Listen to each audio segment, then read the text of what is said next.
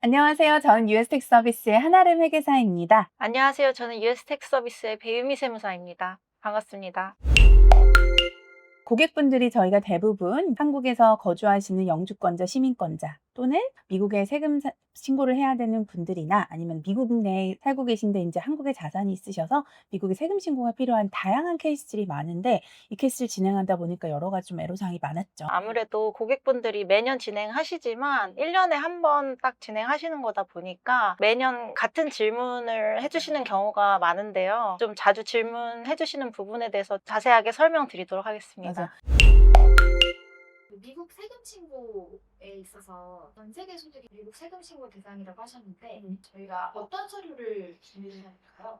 먼저 미국 근로소득이나 미국에서 발생하시는 소득 또는 한국에서 근로소득이 있으신 경우에는 보통 2월에서 3월경에 서류가 발급이 가능하세요. 그때 서류 발급하셔서 저희에게 전달 주시면 저희가 4월 15일 마감일 이전으로 마무리 진행해드리고 있어요. 반면에 미국 소득 서류이기는 하지만 K1이나 한국 종합소득신고서 또는 이제 한국의 법인을 보유하고 계실 때 법인 관련된 서류 같은 경우에는 일반적으로 4월 15일 이후에 발급이 되기 때문에 5월에서 6월쯤 신고를 도와드리고 있습니다. 미국은 전 세계 소득이 다 과세가 되다 보니까 전 세계에서 발생되는 모든 소득에 관련 증빙을 다 제출을 해주셔야 되는데 저희는 지금 가장 많이 진행하는 케이스는 한국과 미국에서 소득이 있는 분들이에요. 미국에서 발생되는 근로소득 W2나 1099 금융서류나 임대소득 관련된 그 내용이나 이런 부분들은 보통 연초에 다 발급이 되기 때문에 한 1월에서 늦어도 2월 중순까지는 서류들이 다 나오거든요. 미국 서류는 그렇고 한국에서 혹시라도 근로를 하거나 사업을 하거나 한국에 금융소득이 있거나 한국에서도 금융소득 관련된 서류는 1월 달에 다 나와요. 발급이 되기 때문에 다 발급이 되지만 저희가 가장 먼저 시작하는 고객들 케이스가 언제죠? 1차 세금 신고 마감 기한은 맞아요. 저희가 4월 15일까지 맞아요. 진행해드리고 4월 15일까지 가장 많이 진행하는 케이스는 미국 내에 금융소득이 있거나 근로소득이 있거나 한국 내에서 근로소득이 있어서 연말정산이 끝난 경우 그러니까 모든 소득 서류가 2월 내지 3월 내에 다 발급이 될 경우에는 모두 1차 마감 기한은 4월 15일이 맞으세요. 미국은 또 어떤 제도가 있죠? 일반적으로 1차 세금 보고 마감 기한은 4월 15일인데요. 미국 같은 경우에는 연장 신청을 진행하게 되면 6개월까지 연장이 가능해서 10월 15일까지 연장이 되고 그럼 10월 15일 전에 세금 신고를 마무리를 해주시면 되고요. 예외적으로 미국 외 국가에 4월 15일 기준 거주하시는 분들의 경우에는 미국에서 자동적으로 2개월 연장을 해주기 때문에 6월 15일까지 진행해 주시면 됩니다. 이제 4월 15일까지 다 파일링을 못하는 사람들이 있다 보니까 연장이라는 제도가 미국엔 있어요. 6개월을 연장해줘요. 4월 15일 이전에 연장 신청을 한 사람들에 한해서 연장 신청이 6개월까지는 되는데 6개월이라는 거는 파일링에 대한 연장이잖아요. 그 신고에 대한 연장이지 납부에 대한 연장은 아니죠.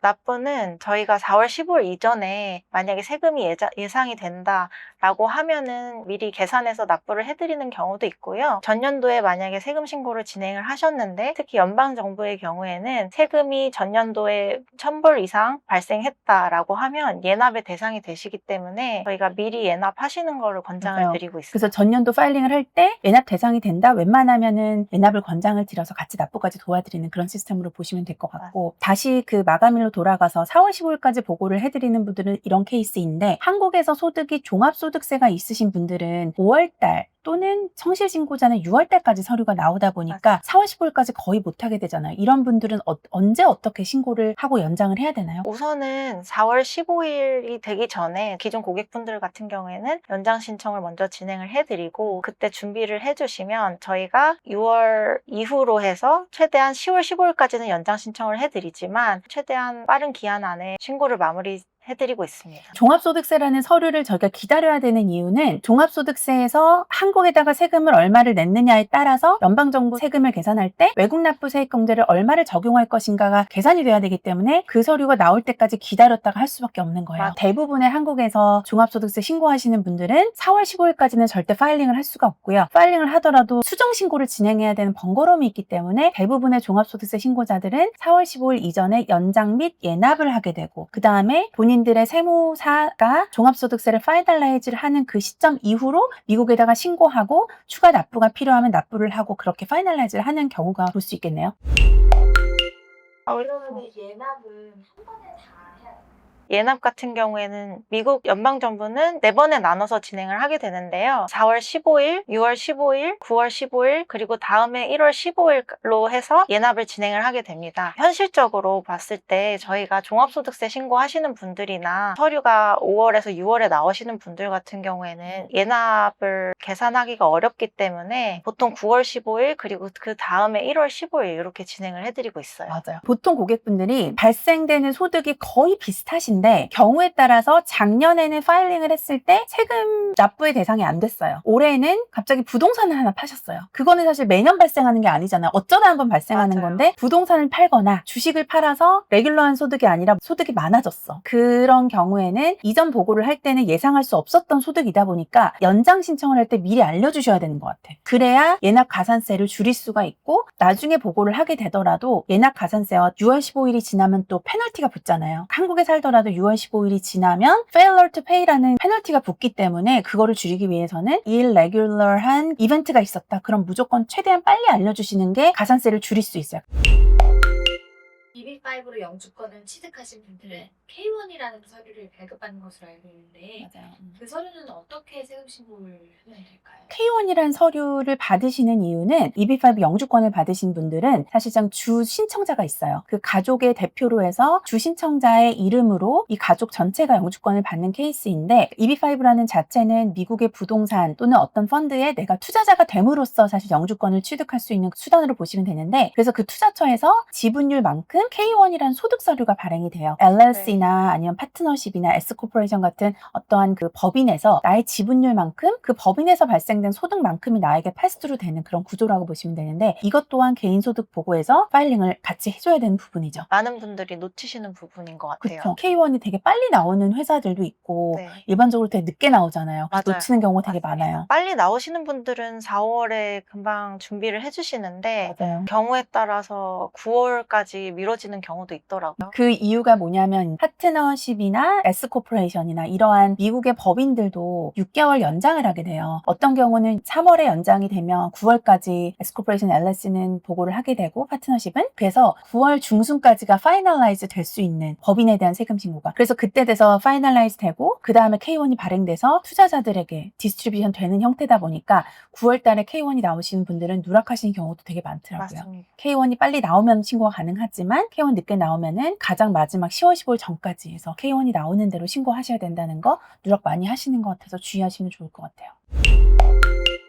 사업 소득이 있으실 경우에 이제 이득이 나지 않고 손실이 났을 경우에는 맞아. 이제 뭐 표준공제 이하로 소득이 발생했다고 하는 경우에는 소득보고를 해야 하는지 가장 많이 이제 물어보시는 질문 중에 하나인데 사업소득이 나서 손실이에요. 이자 뭐 금융밖에 발생 안 하는데 얼마 안 되는데 표준공제 이하 금액이어서 거의 보고 안 해도 되지 않나요? 라고 질문을 많이 하시는데 기준이 안 되면 보고의 대상이 되지는 않지만 미국 내에도 뭐 뭔가 몰기지를 받는다던가 어디에다 제출을 한다던가 할 때 기본적으로 1040를 제출하라 그래요. 꼭 보고의 대상이 되지 않더라도 저희는 보고를 권장을 드려요. 세금 보고의 대상이 안 되는 경우에 FECA는 보고를 안 하셔도 되거든요. 세금 보고 자체를 안 하다 보면 FECA도 계속 누락하면은 나중에 또 문제가 생길 수가 있기 때문에 소득이 작더라도 영주권 유지를 위해서는 그래도 보고를 권장을 드린다라고 표현을 하는 게 더 맞을 것 같습니다. 고객분들이 아무래도 미국에 입국하시게 되면 미국 세금보고서 사본을 꼭 요청하시는 경우가 있는데요. 다양한 형태에서 증빙으로 필요하시기 때문에 저희에게 요청 주시는 것 같습니다. 미처분 손실금 같은 경우는 캐리 오버가 되기 때문에 그거에 대한 기록으로 남겨주시는 게 좋아요. 자, 예를 들어서 이거는 오퍼레이팅 로스도 그렇지만 주식 그 손실도 마찬가지예요. 저희가 매년 고객분들한테 안내를 드리는 부분이 주식 이득이 있으면 손실을 처리를 같이 하잖아요. 올해는 나 마이너스 주식이 다 마이너스가 났는데 마이너스 나서 신고할 거 없어요 라고 해도 저희가 보고를 당연히 권장을 드리죠. 왜냐하면 캐리 오버해서 내년도에 이익이 났을 때 쓰려고 캐리 오버된 크레딧으로 쓰려고 하는 경우가 많아서 그런 경우도 기록으로 남겨두기 위해서 필요한 경우가 많죠.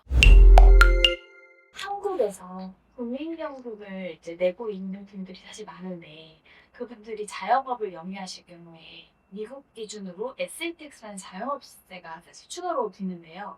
저희가 이걸 이렇게 입증으로 납부하게 되는데 이걸 뭔가 면제받을 수 있는 한국에서 사업소득이 발생하는 경우에는 미국의 세금 신고를 진행하실 때 자영업세, 즉 셀프 임플로이먼트 텍스라는 게 붙는데요. 이게 15.3%가 부과되는 금액이다 보니까 아무래도 고객분들이 부담스럽게 생각하시는 부분이 있어요. 다만 한국에서 사업을 하시면서 이제 국민연금을 한국에서 가입하신 게 있다고 하시면 한국에서 납부하고 계신 국민연금 가입 증명서로 자영업세를 면제받으실 수 있습니다. 토탈리제이션 어그리먼트라는 협정이 있어요. 한미 간의 협정이 있기 때문에 자, 내가 한국에 거주하고 있으면서 한국에다 국민연금을 내고 있는 경우에는 미국에다가 내야 되는 소셜 시큐리티 텍스를 면제받을 수 있는 exemption 처리를 받을 수가 있는 거예요. 이렇게 보고할 경우에는 저희가 국민연금 가입 증명서를 영문으로 발급을 받아서 미국에는 면제 처리를 하는 경우가 있는데 어떤 경우에는 자영업으로 국민연금 납부를 했지만 경우에 따라서 고객분들이 면제 처리를 하지 않는 경우도 있잖아요. 만약 미국에도